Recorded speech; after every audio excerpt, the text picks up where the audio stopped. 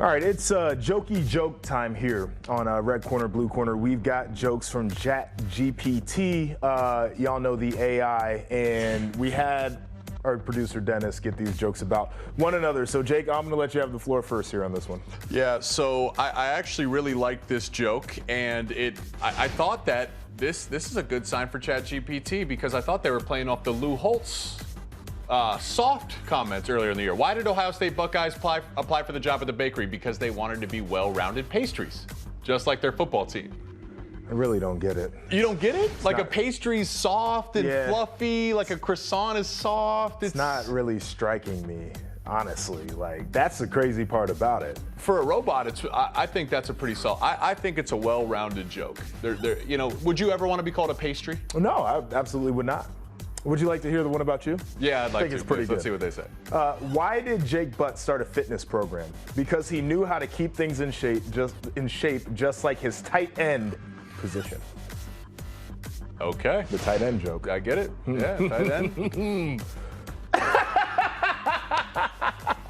That's a new one. I've heard a lot of Jake Butt jokes in my time, but I haven't heard that one actually. Oh man, I wish I had a program to sell right now. Whoever thought we would get the fanny shot from Jake Butt on Red Corner? I'm trying to help out ChatGPT with the marketing. What a time. So I guess the conclusion here is if AI is going to be writing jokes like this, I think humans are mostly safe because that was terrible. But this is Red Corner, Blue Corner right here on Stadium. We're excited to see you all. That is Jake Butt, the All-American tight end from the University of Michigan. And this is Joshua Perry. And Joshua, I just had a conversation. I'm calling the Penn State UMass game. Don Brown is notorious for having a bad pinky. I heard you have a historically interesting pinky. Okay, so it's locked in that position? Yeah, it's done. Okay. Can I get the single real quick just so I can show America? There you go. This thing ain't. So that's Joshua Perry, captain, national champion, NFL linebacker, college linebacker, but Captain Hook, yeah, with the pinky there. So, interesting. Man. And we want to welcome everybody into this show as well. We are an interactive program here. We want you to get involved, so we have a YouTube chat that is popping every day. We put your comments up there on the screen. Sometimes we discuss them. We have a QR code on the screen that we want you to scan as well, so you can jump in on today's poll. Where does James Franklin rank among Big Ten coaches? As we mentioned, we love getting the comments and the questions from our fans, and we're starting with this video that was sent in by Nolan. Hey RCBC guys, Nolan Hawley here, longtime listener, first-time caller. I had a quick question about James Franklin because he got brought up yesterday in the chat. Where do you guys think he ranks as far as current FBS coaches? Thanks so much. Have a great show. Where does James Franklin rank? Look, that's a really hard question to give a rigid ranking at this point. Here's what I know. I will give him his respect and say he's one of the best coaches in college football. He recruits really well. Penn State is consistently there competing towards the top of the Big Ten and in the Big Ten East, which is one of the more competitive divisions in all of college football. So I'll give him the respect there. He's not, to me, he's not in the top 5, maybe fringe top 10. He's done a good job, but as you can see there, the keys to look at is his record versus the best 2 in the East. Struggled against Ohio State, only 1 win, and struggled versus Michigan. So not the best, but better than a lot, and there's a lot worse coaches than James Franklin out there. Yeah, I mean, I think as we go through the Big Ten, and some people maybe have some recency bias about what they think about Ryan Day, but the record, I think, shows against Ohio State, and some of those games are against Ryan Day, hasn't beaten him yet. You'd probably say that he is 3rd in the Big Ten, Jim Harbaugh, Ryan Day. Then you start to look nationally. I would take a James Franklin over a Lincoln Riley personally because I think his teams are more well-rounded. The Sabans are going to be up there. Kirby Smart's going to be up there. Where does a guy like Kalen DeBoer, who hasn't been around for a ton, where do you put him considering the success that Washington had last year and they're having this year?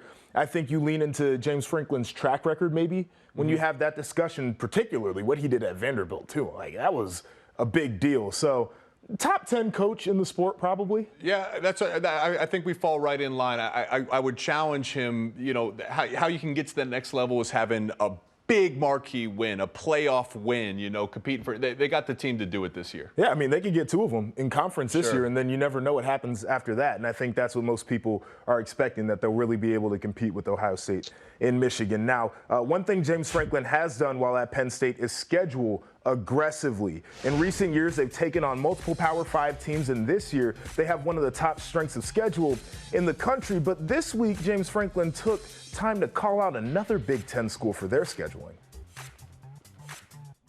There's a team in this conference specifically that's buying out of a ton of game contracts that are already signed to go in the complete opposite direction. So, no, I don't think it's changed.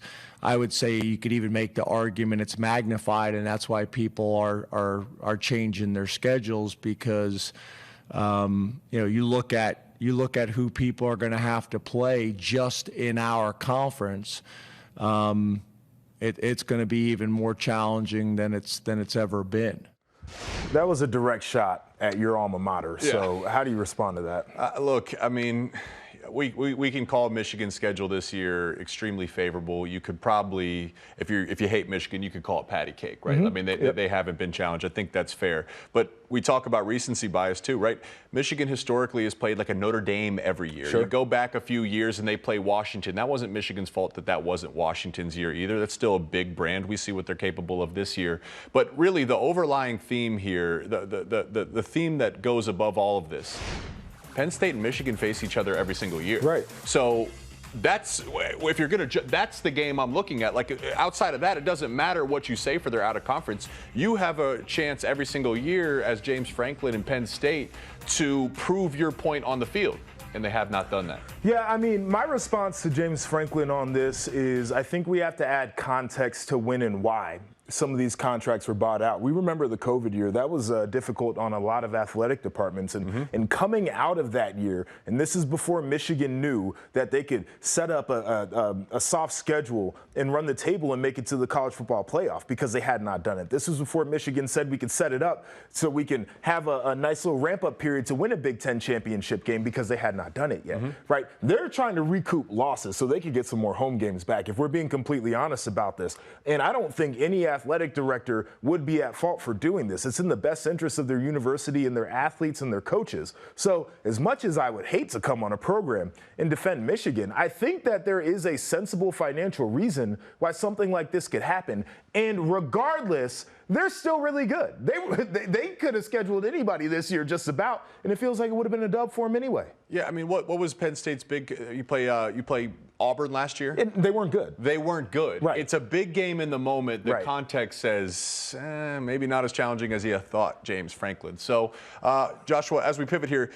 We talk about scheduling. There's been some big news in the Big Ten Conference as after the additions of Oregon and Washington, there has been a new scheduling model. And here's the three keys. Balance travel by distance, maintain control and flexibility as college football continues to evolve, and then balance competitiveness. So with that in mind, we got about 5 years of matchups. It's not specific dates that have come out, but you know who you're going to play.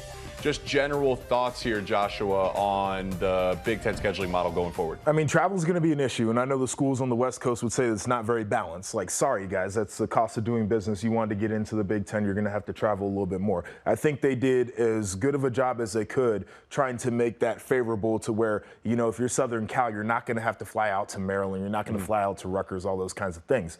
When we talk about the flexibility as college football evolves and the playoff scenario evolves, that's the whole point about when you bring in more premium brands and teams that are playing really well right now, you want to make sure it does not bite you in the behind, because you could be looking at a really good team in the Big Ten next year that has 3 losses. But if their resume says that the 3 losses were to 3 teams that are, you know, top 7, top 8 teams, they should be in the top 12, right? Like, that's a team that can make it to the playoff, and you want to have that chance there at the end. But the competitive balance is the issue that I've had with the Big Ten for a long time, where nobody from the West has ever won the Big Ten championship game. It has not been balanced at all. The fact that we are creating a scenario where if you're in the East, it is not necessarily, or if you're a team that was in the East, you will not have the gauntlet that has always been there. So a Maryland probably feels better about their setup. Rutgers probably feels better about their setup. I think down south, it's a very similar thing. They would tell you it's a big difference between the SEC East and the SEC West. like they should look at a model similar to this for when their expansion comes. Yeah, and not only that, I think SEC should look at this and try to add another conference game too. I think really what you have, because this comes at the time of an expanding playoff. So in a 4-team playoff, you're incentivized to schedule the way Michigan has these past few years, because if you have more than one loss, you're out. Never happened before. In a 12-team playoff, you can schedule bigger games and still get in, which means revenue for the conference, which means funding for the conference, which means growth. So all that's good for the Big Ten. A couple key words that stood out to me was the conference wants to maintain flexibility in the changing college football landscape. I think that is extremely important, because the one thing we have learned over these past few years is that the only constant is change. There could be further change on a year-to-year basis going forward. There will be change going forward. So for the Big Ten to just kind of build in that insurance to say, we don't know what tomorrow will bring, but we're going to maintain control and flexibility. If they don't do that, they end up like the Pac-12, right? Exactly. Where you're staring down a future that is extremely uncertain for the couple of schools that remain there on the West Coast. So I like it. I always think that the Big Ten has been forward thinking in a lot of ways when it comes to innovation and different scheduling things, obviously TV agreements and whatnot that help to enrich the athletic departments in the university. So I'm here for all this. Forward thinking. How's Michigan's athletic department doing in that department? Are they forward thinking? Because one thing we do know is Jim Harbaugh is a Michigan man, but now we have to start to ask the question, how long? Well, we got the inside scoop. That's coming up in just a few. And remember to stick with us for Inside the Association at 3 p.m. Eastern. The guys have all the latest on Anthony Davis' new role as a new Splash Brother. Find out what that's all about right here on Stadium.